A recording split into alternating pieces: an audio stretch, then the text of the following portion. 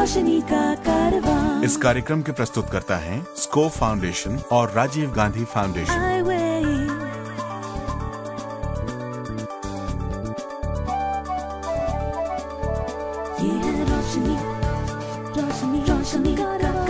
रोशनी जो करती है अंधेरे को दूर, रोशनी जो लाती है दिल में नूर, रोशनी जो दिखाती है रास्ता।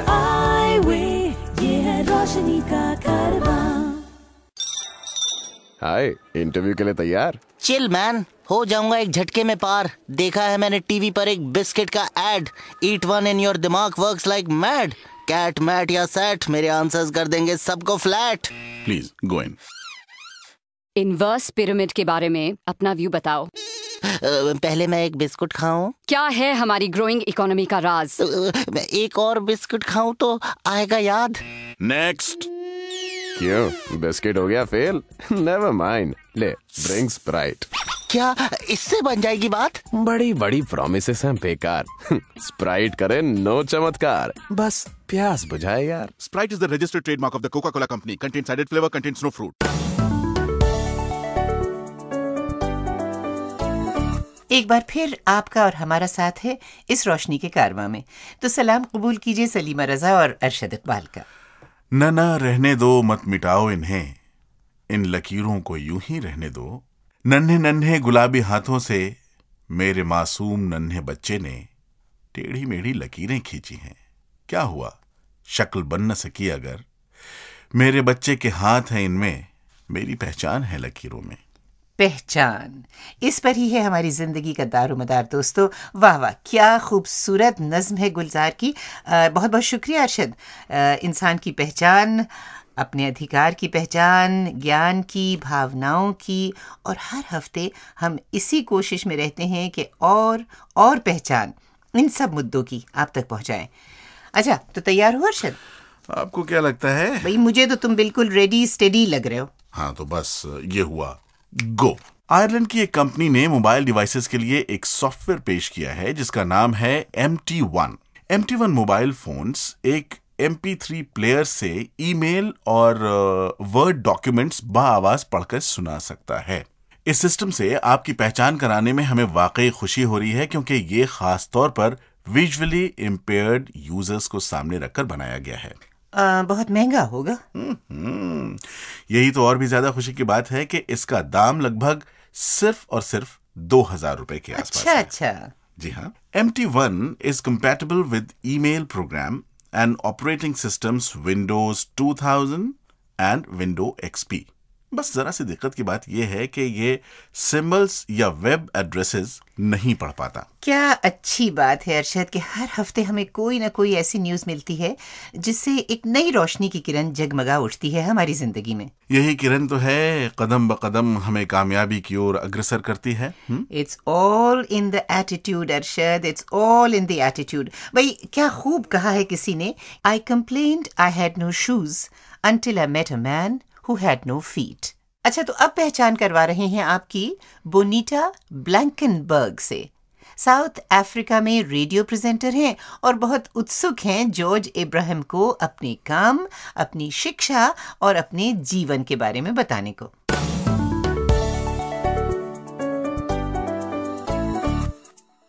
बोनीटा, आप केप टाउन साउथ अफ्रीका में एक रेडियो स्टेशन में काम कर रहे हैं। यहाँ पर आप कब से काम कर रहे हैं? I've been here since January, late January 2005 this year, and I present a show, a magazine program called The Morning Cruise from 9 to 12 Monday to Friday. तो आप इस रेडियो स्टेशन में 1 साल से काम कर रहे हैं और इस कार्यक्रम आप सोमवार से लेके शुक्रवार तक प्रेजेंट करते हैं। तो आप इस मैगजीन शो के बारे में थोड़ा बताइए हमारे सुनने वालों को। Well, it kind of covers a whole lot of topics. We do everything from entertainment to information to current affairs, but because it's like the mid-morning kind of show, we don't probe too much, because right after us there's the 12 to 2 slot where they do lots of direct probing kind of interviews. So we kind of get people through the morning and tell them about what's happening and where they should go for, if they want to see a play, or if there's anything current in the news, we'll chat about it to a certain degree. But yeah, that's kind of the the topics that we cover. तो आपके कार्यक्रम में मनोरंजन भी है, समाचार भी है और कई अतिथि भी आते हैं, तो it's a well rounded program. तो आप ये बताइए बोनीटा कि आप एक प्रेजेंटर कैसे बनी? Well, when I came here, I wasn't really going to be presenting. I was going to work in radio news because that's where I worked before. Wrote news, and then I got involved in presenting. My station manager said, "Well, you will be presenting the morning cruise from now on," and it was a brand new challenge, and it turned out to kind of work for me. तो आपने join किया as a news writer. Producer ने आपका काम देख के आपको एक प्रेजेंटर बना दिया। बहुत अच्छे। तो ये बताइए बोनीटा कि आपका मीडिया में कोई फॉर्मल ट्रेनिंग है? Yeah, I studied journalism at the Cape Peninsula University of Technology, did my national diploma in journalism, and I'm hopefully going to get my BTEC next year, which is, I'm not sure, it's kind of similar to your degree. तो आपने journalism या पत्रकारिता में आपने अपना masters degree किया है, अभी फ़िलहाल आप एक बीटेक डिग्री भी कर रहे हैं। बोनीटा, आप अपने बचपन के बारे में हमें बताइए। आपका जो आंखों का प्रॉब्लम है ये बचपन से है, थोड़ा बताइए। Well, I think I would probably be termed as somebody who had a very sheltered lifestyle before I went studying. I grew up with my family, went to school for the blind in Cape Town, matriculated in 99, and then went studying at the CPUT, Cape Peninsula University of Technology, which is when I kind of got my mainstreaming. So yeah, and then I studied and went working for KFM, which is a commercial station, last year, and landed at Bush, and that's my life in a nutshell. तो आपका बचपन एक संरक्षित बचपन था। आप घर में ही रहे और दृष्टिहीन यानी कि ब्लाइंड स्कूल में पढ़े थे, और पहली बार आप घर से बाहर निकले आपके डिग्री के लिए, यानी कि आपके ग्रेजुएशन डिग्री, जब आप Cape Town institute of technology में आए। तो ये बताइए कि आपका दृष्टिहीनता या ब्लाइंडनेस के प्रति आपके फैमिली का क्या रुख था? Then I went to get my eyes officially tested. I was about 6 or 7, I don't know. And they found out that my eyes just never really developed properly. So for my parents, it was quite a shock because I was their first child, and my mom, I think the mom always thinks she probably did something wrong or didn't do something right or whatever. So I think at the beginning it was quite a shock. And then my dad just took charge and decided, well, fine, if you're going to be my blind child, then I'm going to have to raise you the way I would raise all my other kids. And I think that's what kind of helped me a lot, because there was never any distinction between me and my siblings, which is a good thing.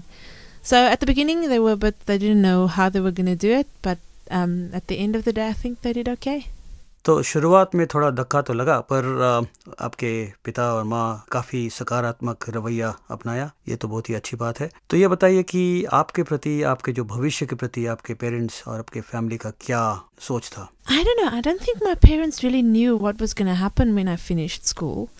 But it was pretty much up to me. I mean, when I was in standard 7, grade 9, I was dead set on becoming a lawyer. And, well, that didn't last long because I didn't see myself as being another lawyer. So when I told them I'm going to go into journalism, they were very skeptical, especially because of the fact that I would go to a brand new environment with other people other than blind people.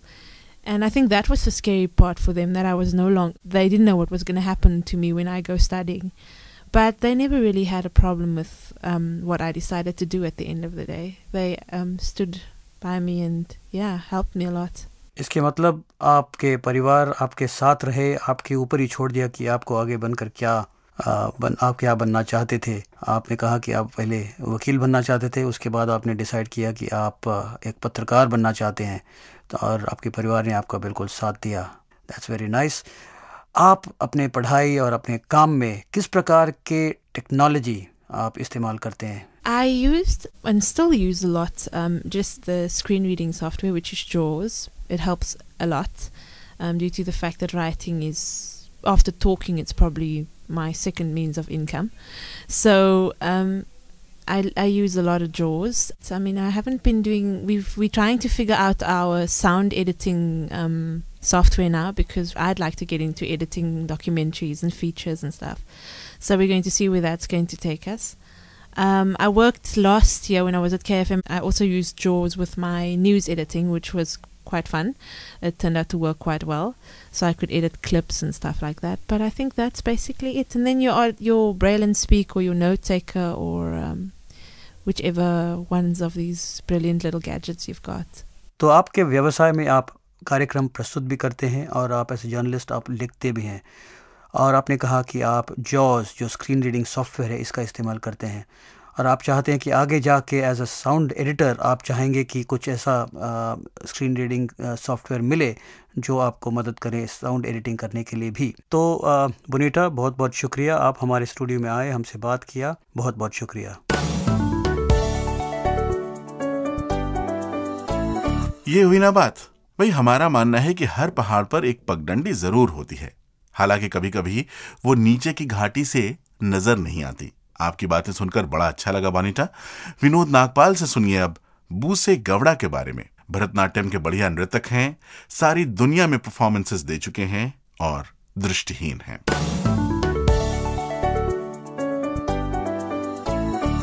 बूसे Gowda एक ऐसे मजबूत इरादों वाले इंसान जो कदम कदम पर नकारे जाने के बावजूद अपनी एक अलग पहचान बनाने में कामयाब हुए। कर्नाटक में मांड्या जिले के टी चिन्नापुर गांव में जन्मे बुसे की दृष्टि 1979 में ही एक अप्रिय हादसे के कारण चली गई थी। क्योंकि उनके माता पिता अशिक्षित थे, इसलिए 1981 में वह अपने अंकल की सहायता से बेंगलोर के एक नेत्रहीन बच्चों के स्कूल में दाखिल हुए। फिर 1984 में उनका दाखिला बेंगलोर के एक प्राइमरी स्कूल में करा दिया गया। गरीब परिवार से होने के कारण उन्होंने खुद नौकरी कर अपने परिवार और अपनी पढ़ाई का खर्च उठाया। इसी दौरान उन्होंने गुरु अशोक कुमार से भरतनाट्यम भी सीखा। दृष्टिहीन होने के बावजूद अपनी मेहनत और लगन के बल पर उन्होंने इस नृत्य कला में महारत हासिल की और दुनिया भर में 1000 से ज्यादा स्टेज परफॉर्मेंसेस दिए। इसके लिए उन्हें कई प्रतिष्ठित पुरस्कारों से सम्मानित भी किया गया। आज नृत्य के साथ साथ बुसे अपने पीसीओ और ट्रैवल एजेंसी के व्यवसाय को भी बखूबी संभाल रहे हैं। वह हर मुश्किल को पीछे छोड़ते हुए आज इस मुकाम पर पहुंच गए हैं जहां लोग उनकी मिसाल देते हैं और उन्हें अपना आदर्श मानते हैं। बूसे गौड़ा के बारे में अभिनेता विनोद नागपाल से अभी आपने सुना। तो चलो अरशद, अगली पहचान के लिए तैयार हो जाओ। मैं तो स्टूडियो में पूरी तरह तैयार होकर ही दाखिल होता हूँ भाई। किस लिए? ताकि आपसे अच्छी अच्छी बातें सुन सकूं, गुफ्तगू सुन सकूं, आपसे ज्ञान लूं, आपसे। क्यों इतना मक्खन लगा रहे हो? ताकि आप भी हमारे बारे में ऐसी बातें करें। अच्छा, बहुत दिनों से किसी ने नहीं की क्या? जानती थी कुछ तो है जिसकी पर्दादारी है। लो, हमने भी कह दिया कि तुम बड़े काबिल हो, शातिर हो, खलीफा हो। शुक्रिया और ज्यादा शुक्रिया। तो अब सुनिए दिनेश कौशल से कुछ जाती तजर्बे। दिनेश को talking software for mobile devices and computers पर काम करने का अवसर मिला है। अमित भट्ट को वो बता रहे हैं कि सॉफ्टवेयर प्रोग्रामिंग बतौर करियर ऑप्शन कैसा है। इनकी एडवाइस पर ध्यान दीजिएगा दोस्तों, क्योंकि दिनेश खुद दृष्टिहीन है। दिनेश, सबसे पहले मैं अपने सुनने वालों के लिए आपके माध्यम से जानना चाहता हूं कि एक दृष्टिहीन व्यक्ति किस प्रकार से कंप्यूटर प्रोग्रामिंग सीख सकता है? जिस प्रकार आजकल हर फील्ड में हम देख रहे हैं कि कंप्यूटर, टॉकिंग कंप्यूटर जो स्पीच के साथ कंप्यूटर होता है, उसकी मदद से लोग बहुत सारे फील्ड्स में जा रहे हैं। उसी प्रकार हम टॉकिंग कंप्यूटर यूज़ करके कंप्यूटर प्रोग्रामिंग सीख सकते हैं, क्योंकि ये जो कंप्यूटर है जो स्पीच सिंथेसाइजर स्क्रीन रीडर जो यूज़ करते हैं, उसमें जो स्क्रीन पे जो रहती है इन्फॉर्मेशन उसको बोलता है। तो वैसे ही वो हमारे जो प्रोग्रामिंग के जो टूल्स हैं उसमें भी वो बोलता है। और प्लस एक बहुत बड़ा एडवांटेज है कि आप उसी स्पीच सॉफ्टवेयर से जितना भी कंप्यूटर का लिटरेचर है, आपको रिकॉर्ड कराने की ज़रूरत नहीं है, ज़्यादातर लिटरेचर वो पढ़ सकते हैं। क्या प्रोग्रामिंग के क्षेत्र में कुछ ऐसे एस्पेक्ट्स हैं, कुछ ऐसे पहलू हैं जिन्हें एक दृष्टिहीन व्यक्ति नहीं सीख सकता या बड़ी कठिनाई के साथ सीख सकता है? कुछ एरियाज़ हैं जैसे ग्राफिक्स जहाँ पर ज़्यादा होता है, जैसे कि स्क्रीन का डिज़ाइन, और अगर वेबसाइट की बात करते हैं तो वेबसाइट पे बहुत सारी ऐसे पिक्चर्स रहती हैं, तो उन एरियाज़ में दिक्कत आ सकती है। कुछ कर भी सकते हैं, कुछ एरियाज़ में बिल्कुल भी नहीं कर सकते हैं। बाकी तो काफ़ी हद तक कर लेते हैं, बट फिर भी जो फाइन टच है वो नहीं आ पाता है। एक सफलतम कंप्यूटर प्रोग्रामर बनने के लिए कौन से गुणों की आवश्यकता होती है?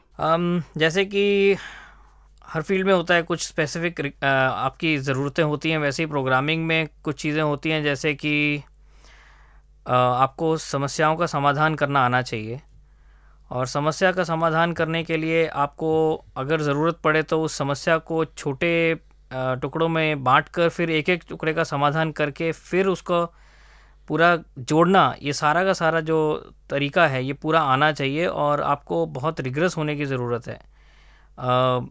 थोड़ा सा सोल्यूशन जो है वो सफिशिएंट नहीं है, और यही जो स्किल है, मतलब प्रॉब्लम सॉल्विंग जिसको बोलते हैं, यही इसी को यूज़ करके जो लोगों को एनालिसिस और लॉजिक और रीजनिंग जिस तरह से सॉल्व किया जाते हैं, रीजनिंग के सवाल और ये सब, वो स्किल्स में अच्छा होना चाहिए, उनका एटीट्यूड होना चाहिए उस तरफ। और साथ में ये भी आवश्यक है कि वो ये समझ लें कि वो किन लोगों को इस तरफ नहीं जाना चाहिए। जैसे कि इस फील्ड में आप मोस्टली अकेले बैठकर काम करते हैं, तो जो लोग अकेले बैठकर काम नहीं करना चाहते हैं उनको इस फील्ड में आके दिक्कत हो सकती है, क्योंकि इसमें आप मोस्टली कंप्यूटर के साथ काम कर रहे हैं, नहीं तो खुद सोच रहे हैं, किसी के साथ ज़्यादा डिस्कशंस में नहीं जाते हैं। ऑल्दो मीटिंग्स और ये सब होते हैं, बट फिर भी ये एक तरह का अकेले बैठ के करने वाला काम है, तो उन लोगों को इसमें नहीं जाना चाहिए जो लोगों के साथ इंटरेक्शन में ज़्यादा विश्वास रखते हैं। दिनेश, हमारे उन दृष्टिहीन दोस्तों के लिए आपसे मैं जानना चाहूँगा कि अगर वो प्रोग्रामिंग सीखना चाहते हैं, एक सफल कंप्यूटर प्रोग्रामर बनना चाहते हैं, तो कहाँ से वो कंप्यूटर प्रोग्रामिंग सीख सकते हैं? इससे पहले कि वो प्रोग्रामिंग सीखना शुरू करें, उनको ये होना चाहिए कि वो कंप्यूटर का जो बेसिक यूज़ है विद स्पीच वो उनको आना चाहिए। उसके लिए वो जो इंस्टीट्यूट्स हैं जैसे national association for the blind है, वहाँ पर जाकर बेसिक कंप्यूटर की ट्रेनिंग ले लें, और उसके बाद वो किसी भी कंप्यूटर ट्रेनिंग इंस्टीट्यूट में, जैसे कि गवर्नमेंट के इंस्टीट्यूट्स हैं, प्राइवेट इंस्टीट्यूट्स हैं, डिपेंडिंग ऑन कि उनको कहाँ एडमिशन मिलता है, वो जा सकते हैं। पर उनको बहुत अच्छा होना पड़ेगा, क्योंकि जब उनको कोई भी समस्या आएगी वहाँ पर, तो वहाँ पर कोई हेल्प नहीं मिलेगी, उनको खुद ही समाधान सुझाने होंगे उन समस्याओं के। लेकिन ऐसा कोई दिक्कत नहीं है, जैसे NIT है, वहाँ पर भी कुछ लोगों ने कोर्सेज़ किए हैं, कई लोगों ने डिग्रीज़ किए हैं, तो इसमें कोई दिक्कत नहीं है। IGNOU से भी कर सकते हैं, MCA जैसे लोगों ने किया है, तो बहुत ऑप्शंस हैं। और कुछ वेबसाइट्स हैं, जो लोग खुद सीखना चाहते हैं वो उन वेबसाइट्स पर जाकर प्रोग्रामिंग का लिटरेचर डाउनलोड करके उसको पढ़ सकते हैं। जैसे वेबसाइट है एक blindprogramming.com, बुक्स डाउनलोड कर सकते हैं जो फ्री हैं और उनको पढ़ सकते हैं। तो उसमें उनको ये हेल्प रहेगी कि जब वो जाएंगे किसी इंस्टीट्यूट में, तो वहाँ पर वो स्पेसिफिकली प्रिपेयर्ड होंगे इंस्ट्रक्टर से पूछने के लिए कि वो उनको क्या समस्या है वहाँ पर। एक सवाल जो मेरे जहन में है वो ये कि प्रोग्रामिंग के क्षेत्र में दृष्टिहीन व्यक्तियों के लिए वर्तमान समय में क्या अवसर हैं? प्रोग्रामिंग में एक ब्रॉड एरिया रहता है, उसमें कोई स्पेसिफिक एरियाज तो मेंशन नहीं कर सकते हैं, लेकिन टू पॉइंट आउट सम, मैं बोलूँगा कि जैसे फाइनेंशियल सेक्टर में ऑप्शंस हैं कि जो कंपनीज फाइनेंशियल सॉफ्टवेयर बनाते हैं या दूसरी कंपनीज के लिए काम करते हैं, वहाँ पर जा सकते हैं। सॉफ्टवेयर सर्विसेज जैसे इन्फोसिस है, विप्रो है, और कुछ हद तक इसमें भी ऑप्शंस हैं जैसे software for visually impaired people, उसमें जा सकते हैं, वहाँ पर तो आपका एज है। और डेटाबेस प्रोग्रामिंग है, वेब प्रोग्रामिंग है जिसमें जा सकते हैं, और वेब में बैकग्राउंड में बहुत काम होता है, फ्रंट का काम ज़्यादातर डिज़ाइनर्स करते हैं, और ग्राफिक्स एरिया को छोड़ के आई थिंक जिसमें भी लॉजिक इन्वॉल्व है वहाँ पर जा सकते हैं। अब चलते चलते एक आखिरी सवाल, कंप्यूटर के क्षेत्र में प्रायः ये देखने में आता है कि नए नए बदलाव आते रहते हैं, चाहे वो लैंग्वेजेस की बात हो, चाहे वो सॉफ्टवेयर का क्षेत्र हो, तो इन बदलावों के साथ साथ एक दृष्टिहीन व्यक्ति किस तरीके से अपने आप को ढालता है? इसमें समस्याएं दो तरह से आती हैं। एक तो अगर आप एक अच्छे कंप्यूटर यूज़र नहीं हैं तो आपको बहुत जल्दी समस्या आ जाएगी, क्योंकि जितना आपने सीखा है वही जानते हैं। लेकिन अगर आपका जो नेचर है वो ऐसा है कि आप खोज करना जानते हैं कैसे करना है, तो समस्या थोड़ी कम होती है। तो इस और ये है कि अपने पीयर्स यानी अपने दोस्तों के साथ टच में रहना चाहिए, या दूसरे लोग जो ऑलरेडी यूज़ कर रहे हैं सॉफ्टवेयर्स, जैसे कुछ मेलिंग लिस्ट हैं, ईमेल में डिस्कशन करते हैं लोग, उनमें टच में रहना चाहिए। एक जैसे इम्पॉर्टेंट चीज़ है टू स्टार्ट विद, जो लोग प्रोग्रामिंग नहीं जानते हैं वो इंटरनेट पर जाकर एक है ब्लाइंड प्रोग्रामिंग का ग्रुप है, तो वहाँ पर अपने आप को रजिस्टर कर सकते हैं। उसके बाद आप कोई भी समस्या आती है, जैसे नया सॉफ्टवेयर में आया कुछ प्रॉब्लम, तो आप उनको क्वेश्चन पूछ सकते हैं, जिसने उसका सॉल्व किया होगा वो आपको उसका सोल्यूशन बता सकता है। अगर आप दृष्टिहीनता के बारे में हमसे कुछ पूछना चाहते हैं या कोई खास जानकारी हमें देना चाहते हैं तो 09896000555 और हरियाणा से 9896000555 पर कॉल करें।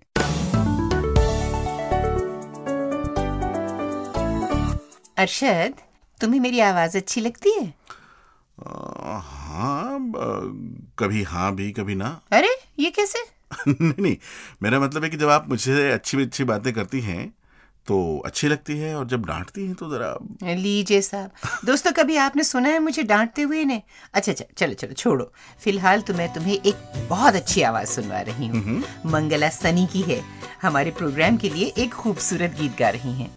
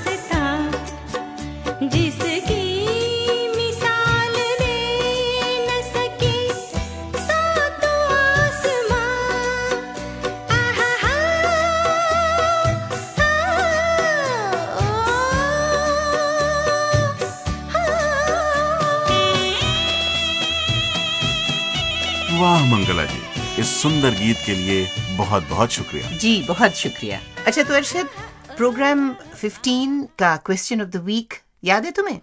नहीं याद है? नहीं याद। मैं बताती हूँ भाई। वो क्वेश्चन ये था कि वो कौन सी फिल्म है जिसमें अमिताभ बच्चन ने मास्टरमाइंड किया था एक बैंक रॉबरी, हाँ, और उसमें उन्होंने 3 दृष्टिहीन लोगों का सहारा लिया था।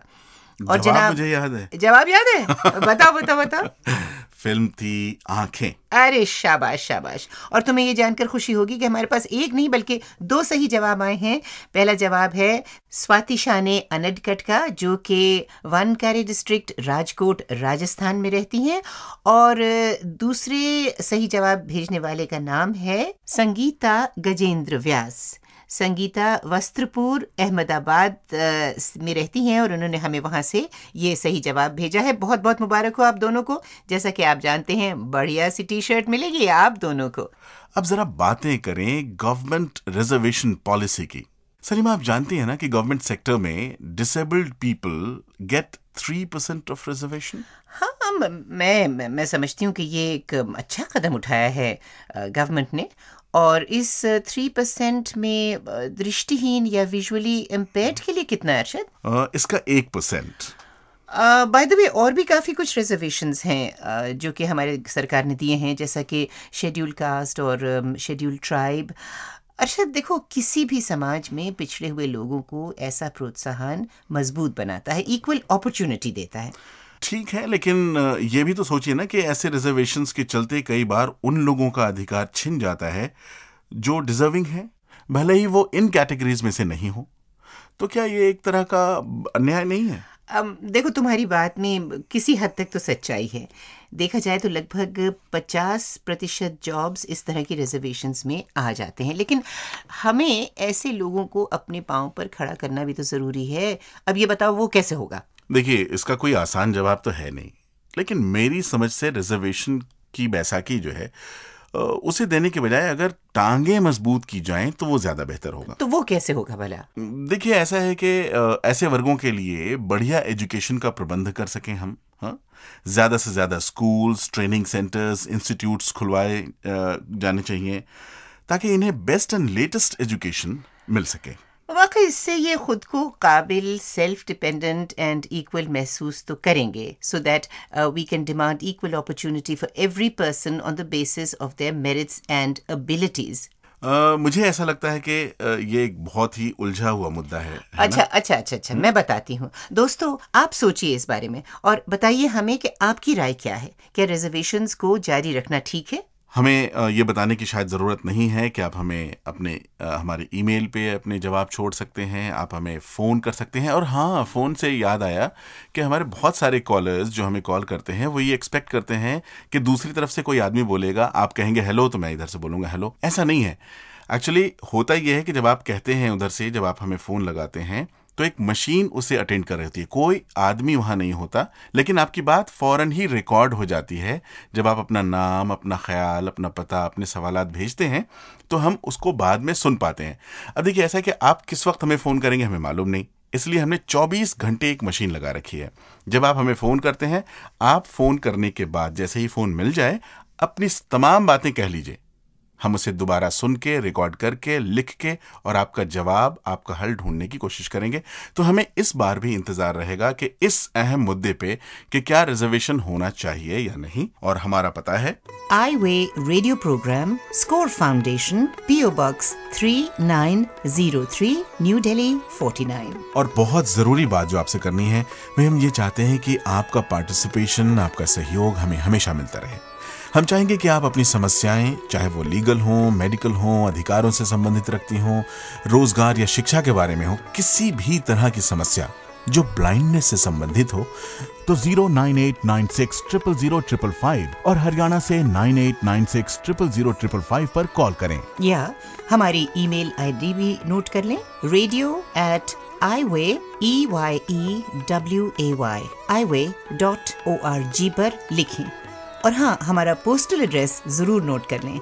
ये है I way radio program, Score Foundation, PO Box 3903, New Delhi 49। तो चलो, वक्त तो हमें कह रहा है, इशारे कर रहा है, और दिल हमारा चाह नहीं रहा है, क्योंकि तुम और मैं दोनों बातें करने के लिए हमेशा ही तैयार रहते हैं। जी हाँ, लेते हैं आपसे इजाजत, कहते हैं खुदा हाफिज, अगली मुलाकात तक के लिए। ये है रोशनी का कारवां।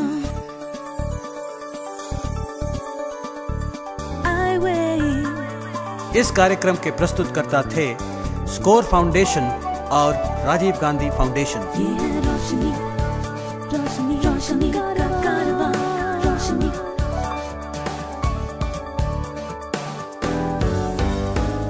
आई वे, ये है रोशनी का